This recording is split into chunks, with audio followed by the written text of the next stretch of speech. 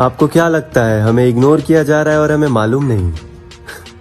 हम खुद 100 लोगों को इग्नोर करके एक आपसे बात करने आते हैं। आप जो खेल खेल रहे हैं ना, उसमें हम माहिर हैं। ध्यान रहे।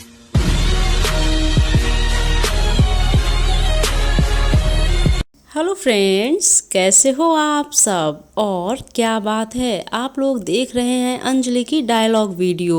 जी हाँ दोस्तों, तो स्वागत है आपका आपके अपने चैनल फन विद स्टार में।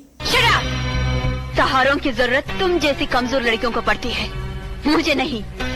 आइंदा उनसे मिलने की कोशिश मत करना। Understand? You better understand. So friends, कैसी लगी आप लोगों को अंजलि की ये डायलॉग वीडियो? और इसी के साथ में आप लोग बताएंगे कि ये डायलॉग किस मूवी का है। तो जल्दी से आ जाइए अपने कमेंट बॉक्स में और कमेंट करके बता दीजिए। इसी के साथ में आप लोग बताएंगे कि अंजलि का ये लुक इस डायलॉग के साथ में आप लोगों को कैसा लग रहा है। So friends, thanks for watching this video.